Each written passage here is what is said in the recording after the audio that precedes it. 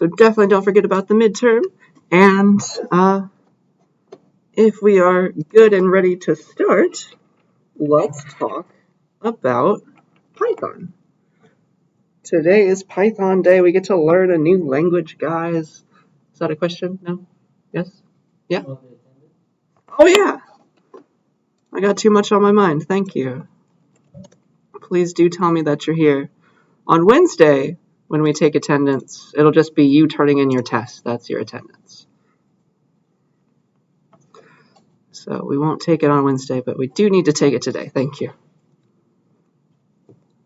Too excited about Python. So, if we are good to get started, let's install Python, everybody. So, I have not yet configured all of these computers to have Python on them, but I have learned that we are allowed to install programs on these computers, and they remain on the computer until it restarts itself. Then it erases everything that we did to it.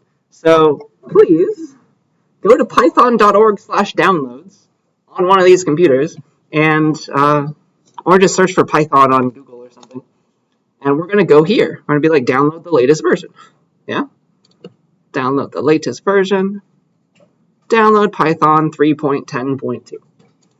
That's what we're going to install. Okay?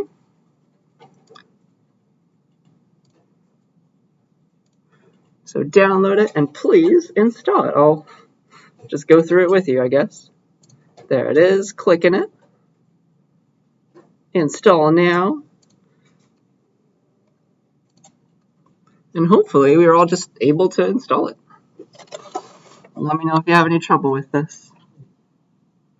If you brought your own laptop, I encourage you to install it there as well. If not, just work only there, because you'll need this for assignments.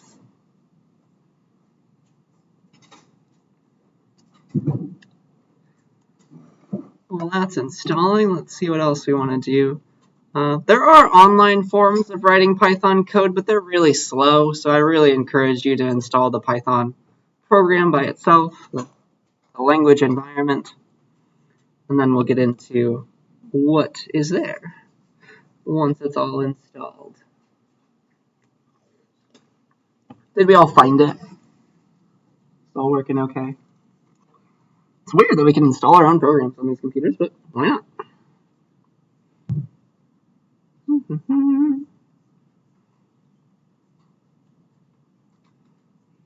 What?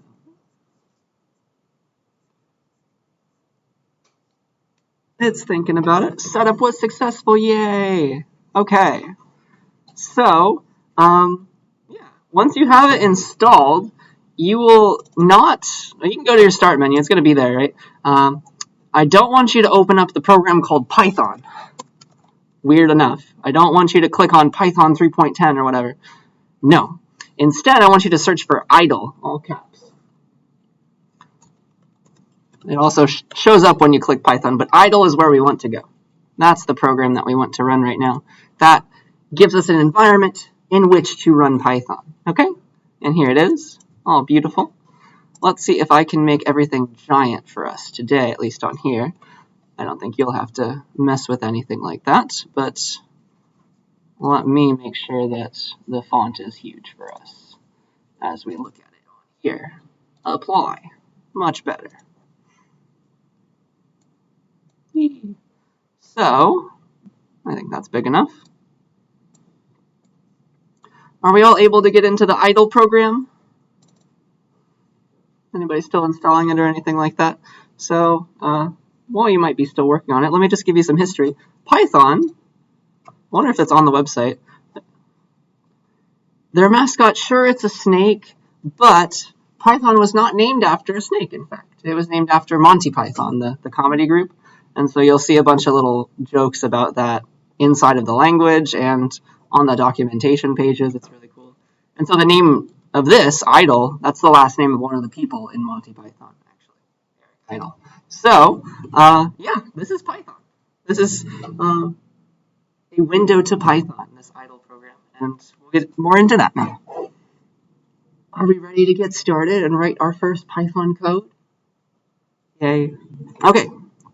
So when you open up idle, it plops you into this thing with some arrows. It's like you can type here and press enter and I will do things for you. This is called the REPL. Okay. That stands for a read, evaluate, print, loop.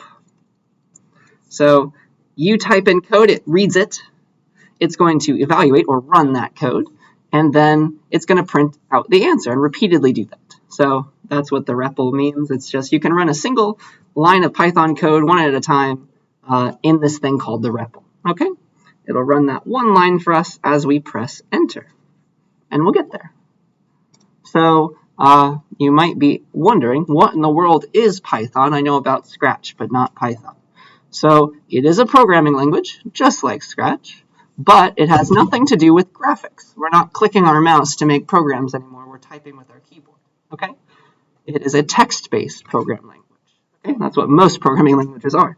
They're textual. So that means when we write code, it's not a bunch of blocks anymore, one after the other. It's lines of text, one after the other, okay? Do this thing up above before this thing below, okay? That's what it's going to look like. And it's very similar to Scratch in that regard, though. If you want two things to happen sequentially, one after the other, you just put those two lines, remember it's lines of textual code now, right after each other. It'll run the next one after it's done, okay? So here was Scratch, 1, and here's block 2 or something. In Python, you just write 2 lines. You'd be like line 1 that does the first thing, and then line 2 that does the second thing, just in order like that, and then it would run, okay? And we'll eventually get into, like, how in the world do we have an if-else block in Python? What does that even mean? Got, like, 2 things to put there, like, I want to put that in the if part. How do you do that with text? We'll see later, okay? So don't worry, we'll get into that just all in due time, okay? So yeah, code is just a bunch of text now, and every line in Python that you write, every valid line that doesn't have an error on it, means something very specific. It's like, okay, I want you to add this number into this variable, things like that, okay?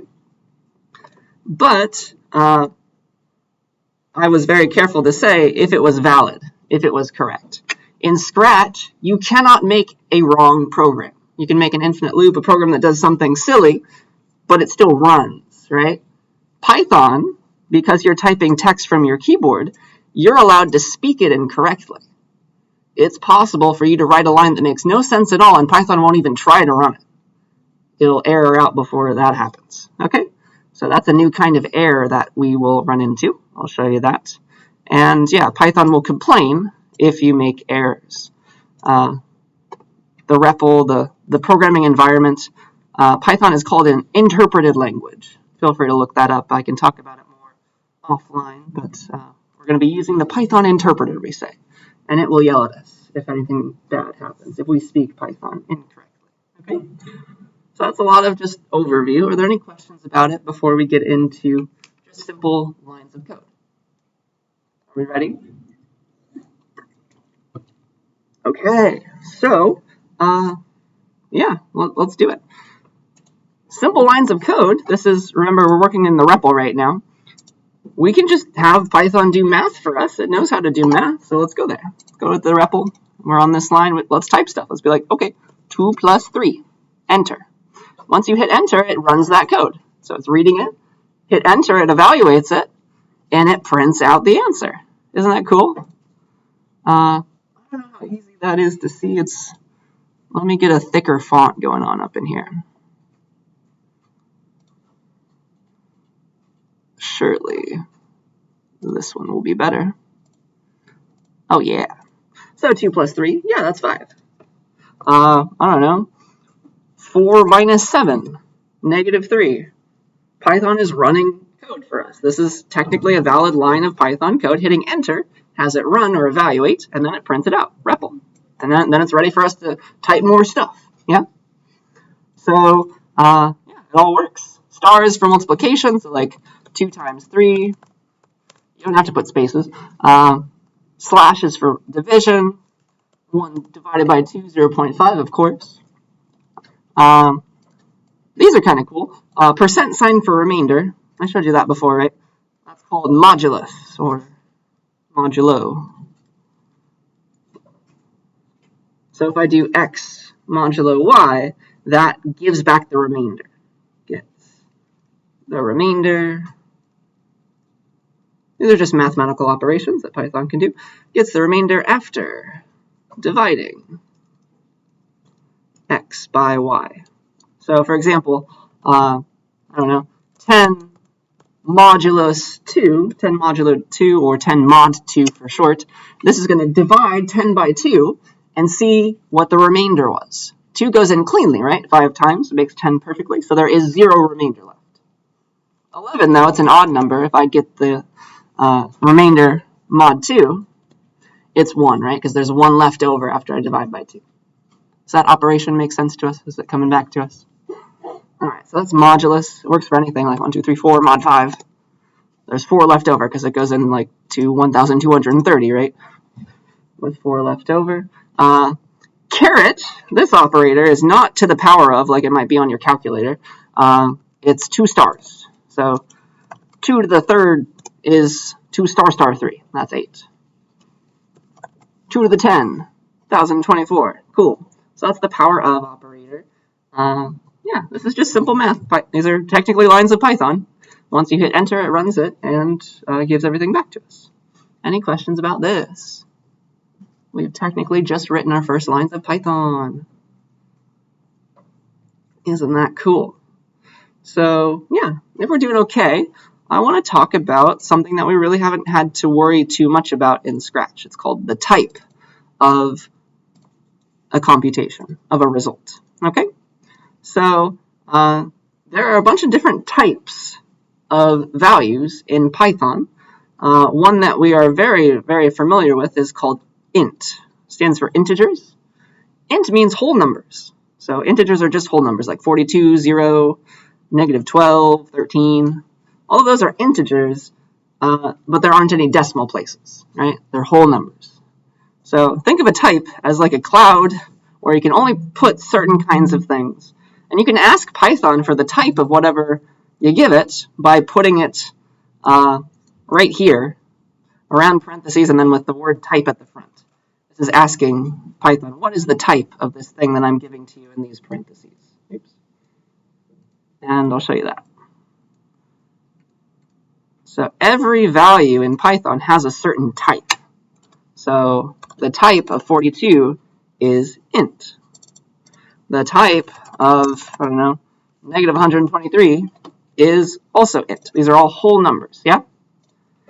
The type of a number with decimals in it, though, is different. That's called float, okay?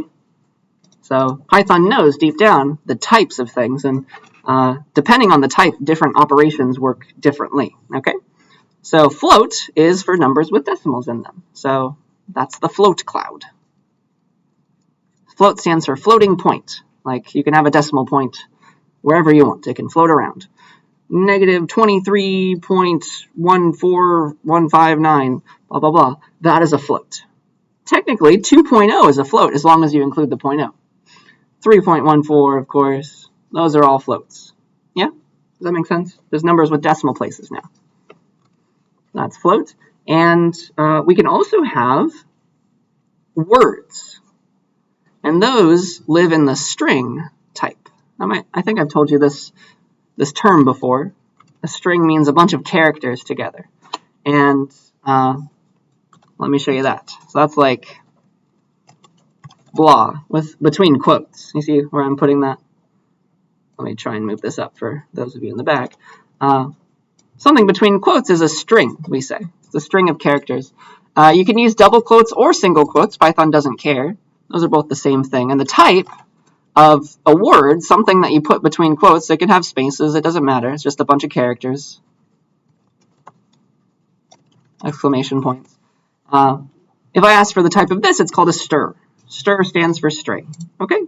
So anything between quotes is a string. It's just a bunch of characters. And so there's a difference between the type of quotes 42 and the number 42. One's a string, one's an int. One's a whole number. One is a bunch of characters. It just happens to be a 4 and a 2 right after each other. Okay? So str stands for string, holds a bunch of characters, so like hi mom, single or double quotes, hello, they all work. And depending on the type of something, Python works a bit differently. So like ints, we've seen the plus operator, like 42 times 2. If I have the string 42, times 2 also makes sense. But because of the type difference, it's going to put that string right after itself. See? It's like hello times 2. That just duplicates it. See how this isn't even a number. It's a string again. It's just a bunch of characters. Interpret it however you want.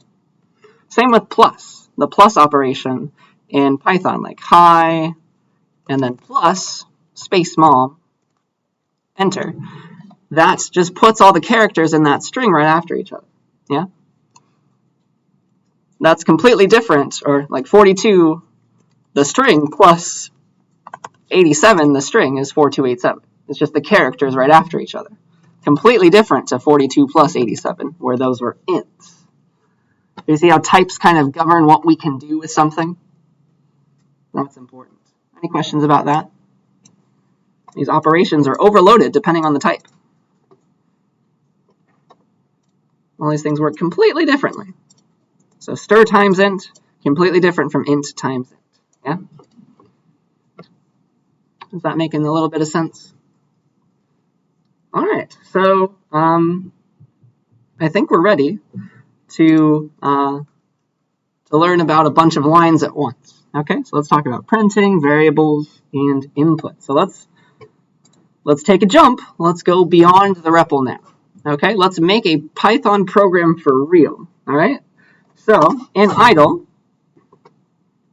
let's see here. What do I want to call this first of all? I'm going to make you a Hello World program, so I'll do that in a second. But in Python, when you make a program, that's just a bunch of lines together, right? You make a file. You can call it whatever you want, program. But customarily, the extension for a Python file is .py. Okay? So that's how I'm going to save my files. I think it's going to be defaulted to that if I try to save a file inside of idle anyway. Okay? That's what it's going to look like. And so I'm going to make a new file in just a second. And yeah, Python programs, they are just a bunch of lines of Python code. Those are called statements. Okay, so it's just a bunch of statements all one after the other. And they just run in order, just like Scratch. All those lines that we're about to write, they run, they execute one after another. And I think we're ready. Let's make that Hello World program that I made for you on the first day when we talked about Scratch. It's customary to, when we learn a new language, we have it talk to us as the first program we write. Okay? So let's make a Python program that prints Hello World when we run it. Okay? We'll talk about the print function. So in idle, if you go to File, New File, you now have a blank slate. You can write multiple lines. This is what a real Python program is. And so I'm going to save this empty file right now. I'll save it in a place where you'll have it later. So that's on my desktop, S22 code from class, CSCI 1. Let me figure out what lecture this is. It looks like it is lecture 13. So I'll make a new folder for that. Yeah. But you can save it wherever you want. Save it in the downloads folder, save it on the desktop. And then I'm going to call it Hello World. And by default right now, its extension is .py. So I can just say like this, and it's good to go. Save. And it's saved helloworld.py. Yay. Okay, and so now I can give lines. I can write lines of Python code. And to print something, in the REPL, it always prints the answer back. But if you actually want output in a normal program, you have to use what's called the print function. You say print, and then some parentheses, and they wrap around whatever you would like to print. So I would like to print the string hello, world, exclamation point. Yeah? So this is a single line of Python code, and when I run it, it's going to print hello world to the screen. So you run this program by going to the run menu and saying run module. Okay, a file is technically a module in Python. That's another name. So run module or press F5, at least on my computer, and then it runs the entire program and it printed hello world. Yay. And you can run it as many times as you want. Run it again. It prints hello world. Yay. So we said, print, please take everything inside these parentheses and print them to the screen. We just gave it one thing. Any questions about this code?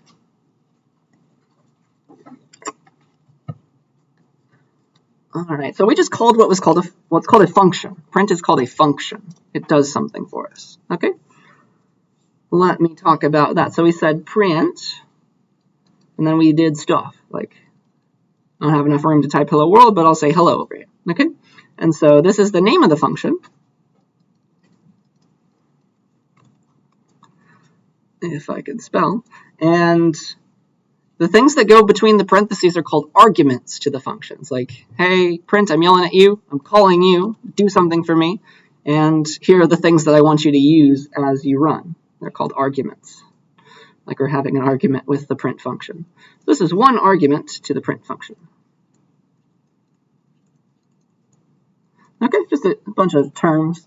And yeah, so in general, you can call functions in this way. You give the name of that function, and then a parentheses that wrap around all the arguments, the things that the function expects in order to run itself. Those are comma separated. Print only needed one thing, so we didn't use any commas, but those are called arguments, what the function needs to execute. And then sometimes functions give back an answer, and we can use an equal sign to get that answer and put it into something like a variable. Okay? We'll talk about variables soon. All right. So I think that's most of what I wanted to say there, but this was a function call. We called the print function with a single argument. Is that terminology making sense? All right. Any questions before we move on? Okay, just like in Scratch, it's very nice to be able to talk to ourselves as programmers, so let's add comments to our program. If you would like to write a comment in Python, you can put it anywhere, but a comment is started with a number sign. A number sign begins a comment. This is a comment. Python just glosses over it. It skips this line. It is not Python code. It's just for us as humans, okay? The number sign means it's a single line comment. Everything after the number sign is a comment. And you can have comments on the same line as your code, like this prints hello world. Yay. Anything after that number sign, though, is the comment. And the editor is being very nice and showing in red what is a comment. Okay? And so you can write as much as you want. This is just for you as the programmer. You can write all the English that you would like. That's a comment. And this is called a single line comment because it only exists for that line after the number sign. Okay? You can write a multi-line comment as well with 3 quotes. So it's like a weird looking long string. Like this is a multi-line comment. And now it's all green. And it ends with another 3 quotes because you need to say when it's over, right? And then you can write more Python code down below. Okay, so this is a multi-line comment, and these are single-line comments. Does that make enough sense? And so obviously, this is not code. The only code was that print line. And so if I run this program again, it's going to skip over all the words that I wrote and just care about the print line. Yeah? So it still just prints hello world. We still doing okay? So those are comments. And yeah, hopefully that's not too bad. Very similar to Scratch, right? Let's make variables now. Let's put stuff in places. Okay? So Python, you can have as many variables as you would like, and you give them names, right? You give them names and they hold values. Variable names in Python cannot have spaces or special characters. This is why I used a bunch of underscores in Scratch, though I didn't need to. I was preparing you for Python. So your variables in Python have to start with an underscore or a letter, and then you can also add digits after that. Okay, you can't start a variable name with a number. So like x is a valid variable name, underscore underscore x underscore underscore is a valid variable name, underscore blah 42 is a valid variable name, but like 42 blah not a valid variable name because it does not start with one of these. Okay? And the way you create variables is you give them something. A variable exists once you give it something to hold. Okay? And here is how you do it. It's called an assignment statement that you write that creates or modifies an existing variable. So it's just a line where you say name of the variable, equals sign, and then what you want to go in the variable. So look at the equal sign and think it's like a left arrow. It's like taking all of this and putting it into the variable name. Let me give you an example of that. So if I say x equals 42, that line creates an x variable and puts 42 inside of it. Yeah? Let me show you this. New file. Don't know what to call it. Let's call it like vars.py. And so I can say x equals 42, and now x holds the value 42. I can print whatever x is. Isn't that nice? So if I run this, I get 42 printed up to me. It's just printing that. Whatever is an x. 42 is an x right now. One very weird thing about assignment statements, sadly, is you can do this. X equals x plus 1, which is weird to think about. But this shows what's really happening. This entire right side of the assignment statement is getting executed first to a value, and then it's being placed into the variable. So this is why this makes sense. This happens first. And then the value is being placed back into x. Okay? So the right-hand side, RHS for short, gets executed first.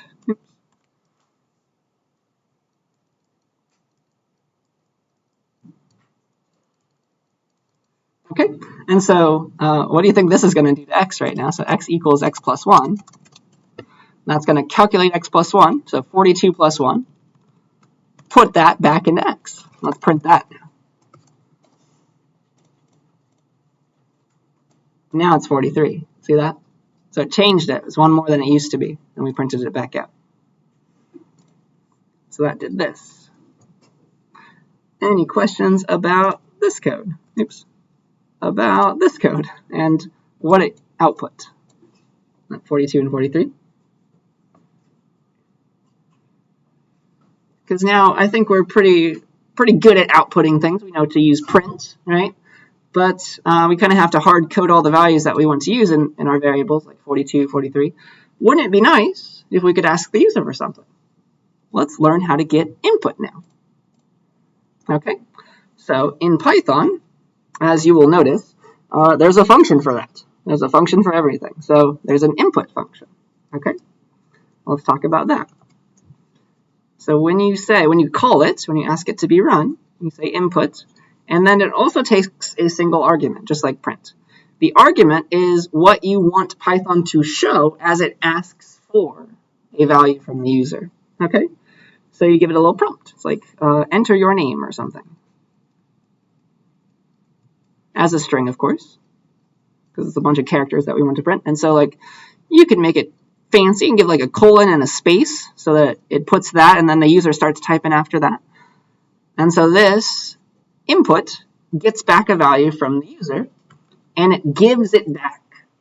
So it's like this whole thing gets replaced with the answer that the user gave to you, and your job is to save it somewhere, like resp. I'll call the variable resp for response. So put whatever the user typed into the resp variable. Yeah, that's how that's going to run. So it takes an argument, that's the prompt, and it gives back the response. And the response happens to always be a string. So we'll talk about that. So let me show you the syntax for real. I don't know, input.py. Dun, dun, dun. Oh, you know what? I think that was a horrible name. You don't want to rename your files as the same name as a function in Python. I don't think that will eventually run you into trouble. So let me quickly not have that as a name. Sorry. Oops, I didn't even put these in the right place anyway. So let's not call it input. Let's call it, I don't know, getting underscore input.py or something. That'll work. And let's open that. I'll put these in the right folder eventually. Okay, so back to this empty file. We can say input and ask the user for something like input, enter your name, colon space, and let's save it in the resp variable, for lack of a better name.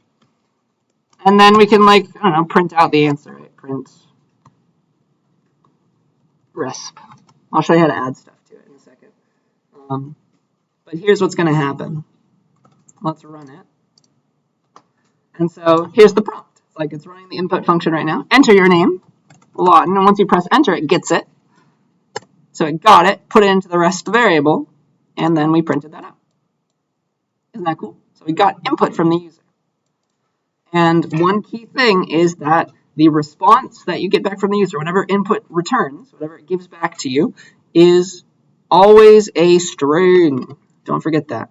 So it's like inside of the resp variable, it put the string Lawton. Okay?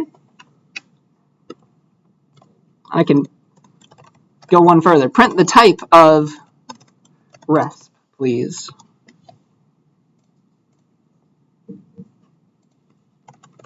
Lawton, stir. If I rerun this program and type 42, it's still a stir. This is a very common error to make as you're learning Python. Don't expect whatever you get back from input to be a number yet. It's always a string, just a bunch of characters right now. Okay? So if you want to use it as a number, you have to convert it to a number by either using int as a function or float as a function. Okay? You say int resp or float resp, whatever you think you're getting back from the user. Oops.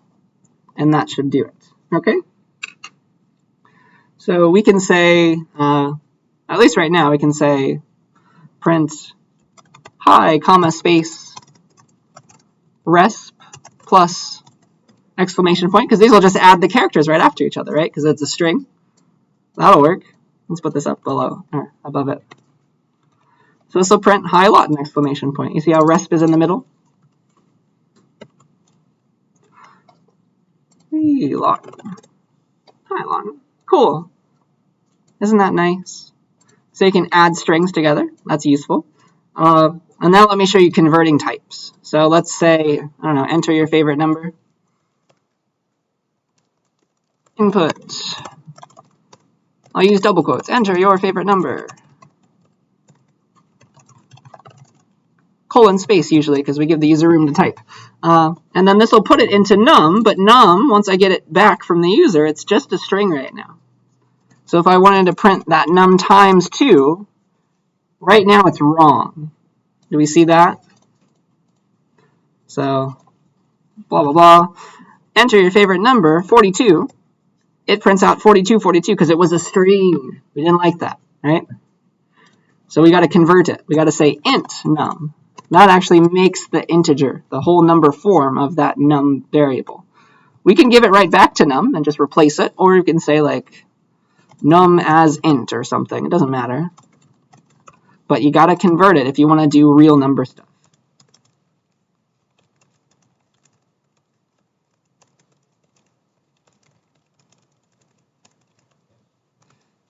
Okay, so types have to be in the back of your mind now. Scratch was very nice to us. It just automatically converted on the fly once it noticed we typed a number.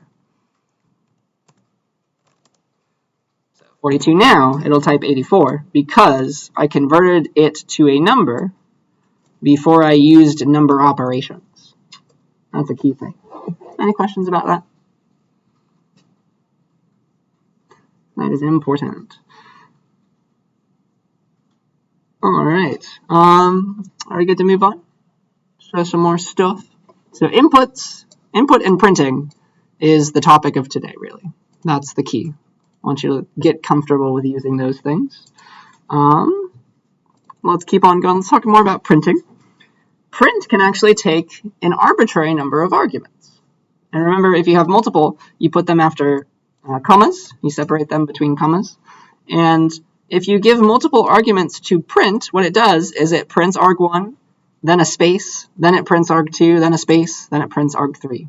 That's just the default functionality of print. You can turn off those spaces, but technically it's printing this, like print arg1 plus space plus arg2 plus space plus arg3, which is nice because at least for the most part, that's not too bad because you get around having to like put these spaces in your strings. So print, I don't know, hi, comma, no space, but a comma for a second argument, and then resp. But it'll look a bit weird if I use a comma and an exclamation point. So that's the caveat there. See, that was this line. So it automatically adds the spaces around what you give as arguments to print. But it's going to use like a French exclamation point because it's going to put a space after that last word. That's probably not what you want unless you are writing a French-speaking program. So print can take as many args as you want. It space separates them when it outputs. Okay, that's just something that print is good for. If you don't want the spaces, you have to use that plus operation. Like, I want a space after hello, but I don't want a space after resp. So you got to use that plus, which is more fine-grained control over the string that you're building up and giving to print. Okay? Does that make enough sense?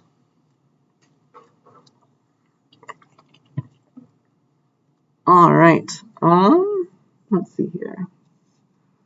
I think, yeah, the very last thing that I want to show you today, there's plenty of time to get into all the other things that I want to talk about.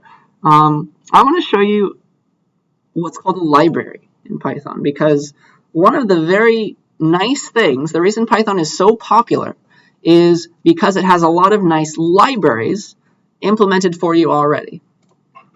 All right, so let's learn what that means.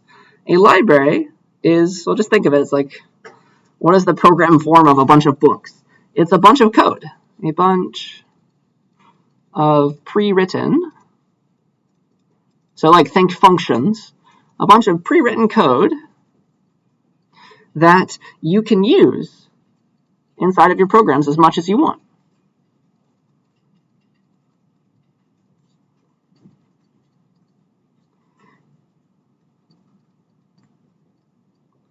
So technically everything that Scratch gave you was the Scratch library.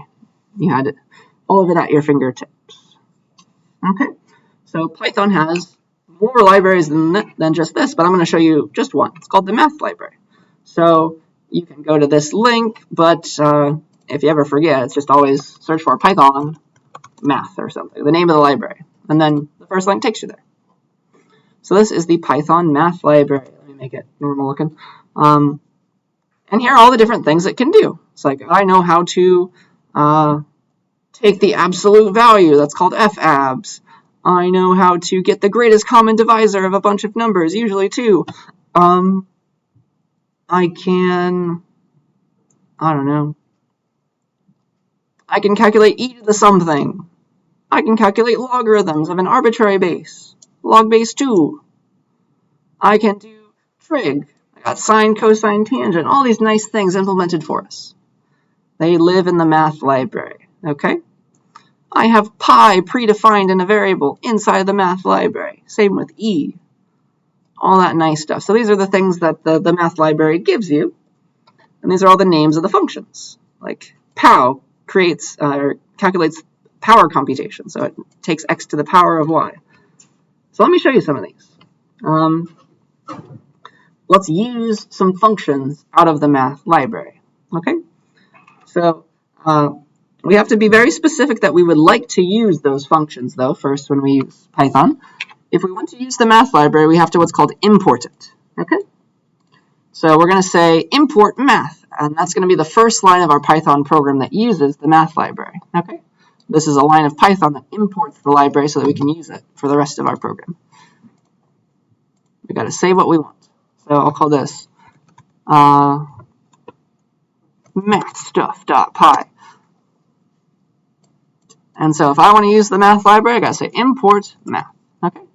So now we are allowed to use all the math library functions just by saying that import line. All right, let's use them. So I showed you pi. There's like functions and variables predefined. So there's a constant called pi inside of it. And whenever you want to use a math library function, you have to say math dot before its name. It's kind of like a qualifier. Like, I want this thing out of the math library, not this other library where it might exist with the same name. So that's why we have it like that. So it's always, when you import a library and you try to use something, it's always name of the library, libname, and then you give a dot. Then you give a dot, and then you say the thing that you want. Thing inside that library. Okay? So if I want pi, I can use it like this. I can say, I don't know, let's say that our radius is 4 or 4.5 or something, and we can calculate the area of something, like a circle of that radius, right? It's always pi r squared, yeah? So math.pi times radius squared. Yeah? That's how you do it. And so print area. That's just a bunch of lines of Python code. Put something into a variable, put another thing into another variable, using the first variable, print out what you want. So I'll run this. And apparently the area is this weird looking number. Okay? Pi r squared. But pi exists once we import the library. So math.pi, print it out for me, REPL. It is this very nice, accurate version of pi. Okay? Any questions about how I'm plopping stuff out of the libraries? Okay, so there's more than just pi. There's functions, of course. There's square root exists. Most things that you can think of are here, just with weird names. So there's math.square root, SQRT, and it takes one argument, the thing that you want the square root of, right? And it gives back the square root of that number. So, I don't know, let's use input. Let's say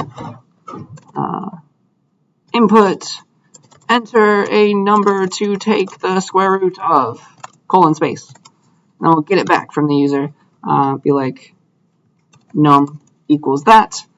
And remember, I want to take the square root of this. This is a number that the user is typing to me.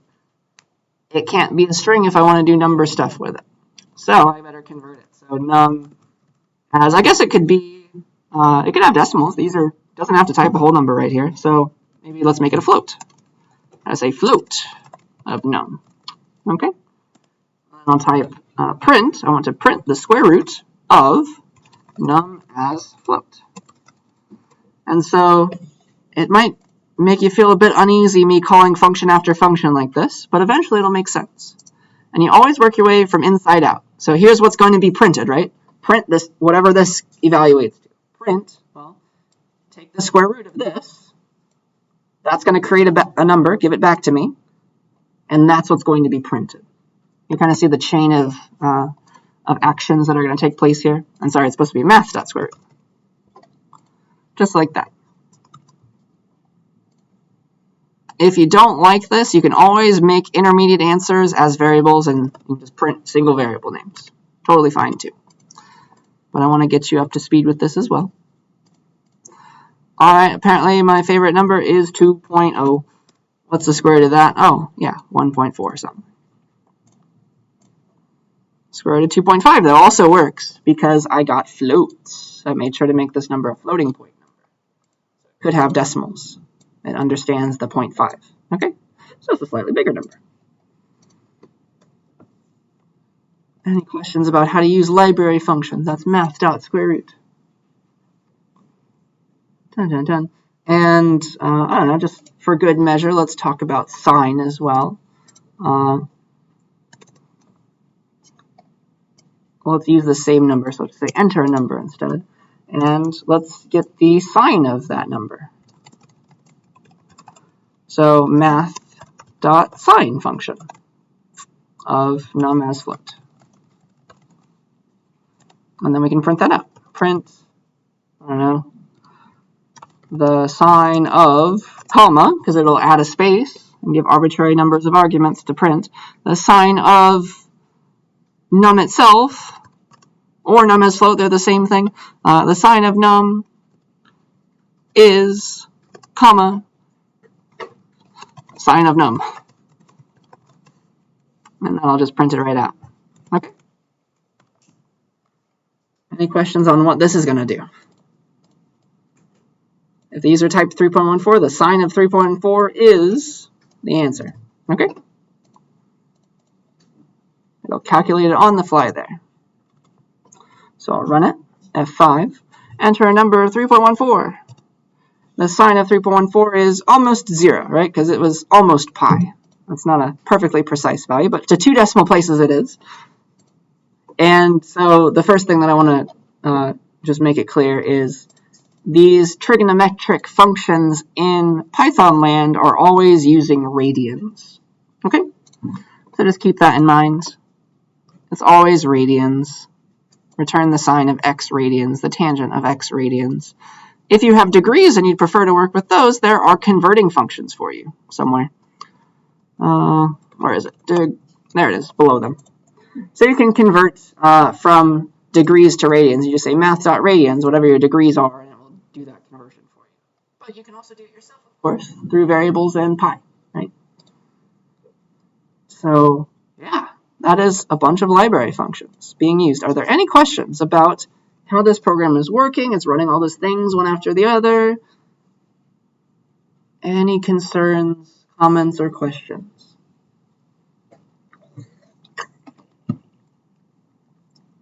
All right. So with that, I just want to give you 5 minutes or so to help each other and try something out. Think of a program that you could write that gets some input from the user, like maybe get 2 numbers and output 1 to the power of the other, something like that. But I want to give you some time to play around. Try to use Python, do something similar to what I just did, but slightly different, okay? Make your own program that does something cool, or at least practice what I was doing. I think we've all installed Python successfully, but you could also go here if you were having trouble. And so take 5 minutes, help each other out, make some cool programs, and I'll leave this biggest program that I just wrote up here if you want to use that for anything. Remember about the documentation page. You can just search for Python Math on Google and see what it has to offer. And yeah, I'll just start a timer for 5 minutes or something, give you guys some time to play around, and then I have one last thing to show you.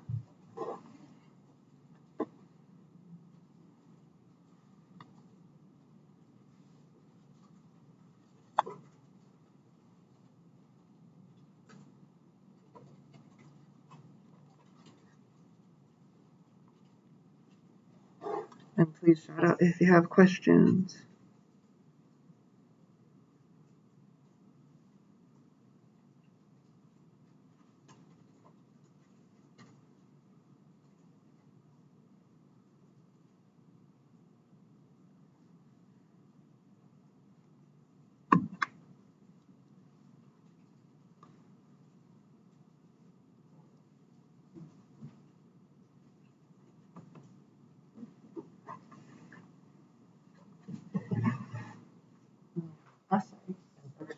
But I cannot get to that.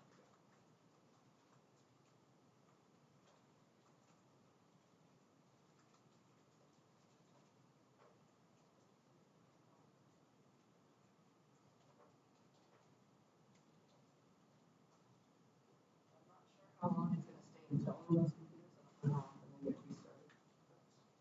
At least you know how to install it.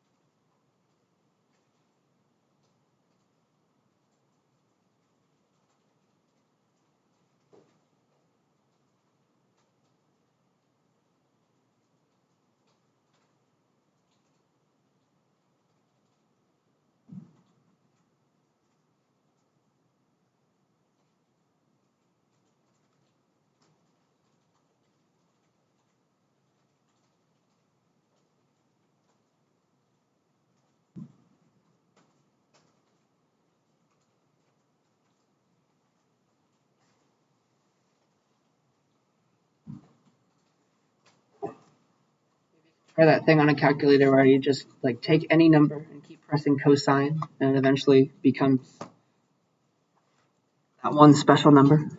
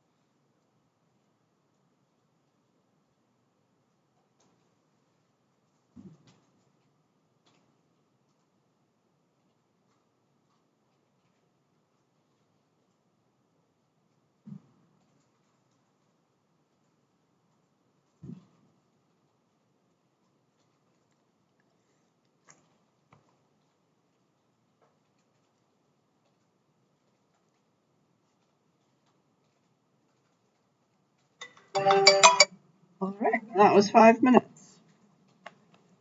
Did any questions come up? Were we able to do what we set out that we wanted to try to do? All right. So, at least as far as lecture content is concerned, I have plenty more things to show you on Canvas after this, but the last thing I want to show you for this set of slides is a very, very nice website called Python Tutor. This will save your life. So you can search for it on Google or go to this link. It's just pythontutor.com. Python Tutor. And it's there. You click on it.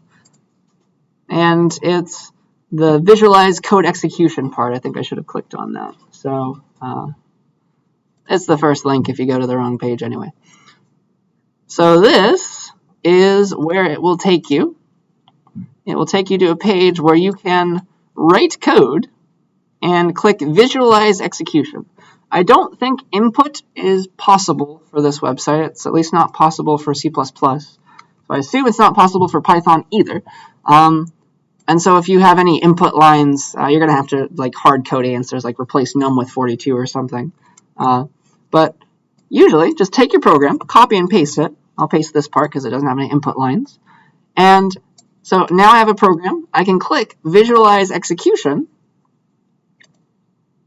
And what it does is it shows you step by step exactly how this Python program runs, how the variables values change, everything. It is super duper nice, and this will really help you understand how your programs are executing as we talk about fancier things that you can do in Python. Okay? Right now it kind of makes sense what's happening. Okay, line 1, import math. Yeah, that doesn't really do anything, but now I know about math. And then we're going to make a variable. Radius holds 4.5. And so look at it. It's like, okay, here's a variable. It's radius. It holds 4.5. And then we make a variable called area that holds whatever this is. All that. Okay, yeah, that makes sense. Now the variable exists. It holds that value. One last line that's printing something. Oh, it's doing 63.617. That's the output. Cool, huh? You can do fancier things. You'd be like, edit this code. Area equals area plus 2.5 or something. Like, what does this line do? Well, let's visualize execution. Boop, boop, boop. So print the area. Area is currently this. I'm going to add 2.5 to it on the next line. And watch this box change. bam. And so it's just like kind of how I was writing how programs are executing on the slides. It does that for you on the fly, regardless of your program. You see how helpful that's going to be one day? So don't forget about Python Tutor. Any questions about that? All right. So that's all the slides for today. But there are several things on Canvas that I want to talk about. So on Wednesday, we're going to click on this link and take the midterm. So don't forget about that. Remember that the midterm is just during class time, nothing fancy. I talked about it all on the midterm info page. It is open book and open notes, so you can use the cheat sheet that I gave you as you're taking it, or any of the slides, so don't worry too much about cramming a lot of extra stuff. You can always look back at things. The other things that I want to talk about are the essay and extra credit. So you have an essay due this week, so let's release another one. So boop, boop. Let's talk about the essay first and then the extra credit. So, essay. This is a nice short one, only 500 words. It's about something called the Therac 25, which I didn't know too much about it before I took a class like this, so I don't assume you know anything about it, but maybe you do. And I want you to learn about it. So what happened with this thing called the Therac 25? There's an article that I want you to click on and read. So please go here, read it. I think there's some things at the bottom like discussion questions. Don't worry about that. We're not doing those. I've given you a question to write an essay about. Okay, so here's the article. Just read that. Something horrible happened with the Therac 25. It was a machine. So I want you to read the article and write a response to it. So I want you to do the following. Highlight any false assumptions that were made by the companies involved. You can also check the Wikipedia page for this unfortunate incident. And tell me what you would have done differently. Like if you were in charge of all these things, the people making this, how would you have prevented this horrible, horrible disaster that happened? Okay, regarding technology. So read the article, look at the Wikipedia page, tell me about all those things, and write a 500-word essay about it, okay? You can cite the article, you can cite other sources, but I don't have a citation requirement. I just want you to respond to these directions, okay? Any questions about that? Just a 500-word essay about a very unfortunate topic having to do with technology. All right, so that is your essay. And then I want to talk about extra credit opportunities. So I like to give about a letter grade's worth of extra credit every semester. And so I want to give you 5% extra credit right now. Okay, so this is worth up to 5% extra credit if you would like to do it. And it is about JavaScript. So we're not teaching JavaScript in this class, but it's another programming language. And the more you learn, the better you become as a programmer. Okay? You learn to think beyond any one programming language, and that's a very important concept. All right, so what I'd like you to do, if you'd like to do this, is go to the JavaScript course on Khan Academy. Boop. And I think you'll make an account, and it will just keep track of what you've been doing. I want you to do, each of these little sections. So here's something that you'll do. You click on this. Maybe it's a video. You'll watch it. And then they have exercises that you'll complete, like, I don't know, challenge, draw a snowman using JavaScript, something like that. So, yeah, here's a bunch of stuff that you can do. And so here's the bottom circle of the snowman, and you'll do the rest or something. And it teaches you as you go. It's very helpful. So if you'd like, try this out and get some extra credit. So the first thing I want to say is you have two options. You can get 2.5 extra credit if you don't want the full 5%, and that involves completing every lesson / project / challenge up to and including the variables section. So you'll do this one, and of course, when I highlight something, it thinks that I clicked. So you'll do this first one, the drawing basics, the coloring, and variables, and so it'll put a little check mark after you do them all, and that's what you'll be turning in. Show me that you completed them all. And so if you want 2.5% extra credit, do up to there. And if you want the full 5%, do up to the interactive programs section. So that's this one, animation, and interactive programs. Okay? So that is an extra credit opportunity for you. And so to submit, just upload like a video or something, maybe a bunch of pictures if you really want to. Just scroll through the course and show me on that page, like it'll put a little check mark next to your all those different challenges and things. So just show me that you have the check mark next to all the things that you were required to do, and that is your what you'll turn in. Okay, so that's if you don't know JavaScript, like you've never learned it before. If you do know JavaScript already, this would be way too easy for you and probably boring. So just let me know, and I'll find you a different extra credit option with similar difficulty. Okay? I have one idea, but I'm open to others. So yeah, that is your extra credit opportunity, up to 5%. Any questions about it? And so this will be due in like a month, a little over a month, and then I'll give you another one for the last 5% that I promised. Okay, so if you're interested, give that a try and learn a new language. So that, I believe, is everything that I wanted to talk about. You now have a little under 15 minutes to start working on things or work on existing things that are due this week and ask me questions. But that is all I have officially for you today. Of course, yeah, that's what I'm here for. Here to answer anything. Stop recording.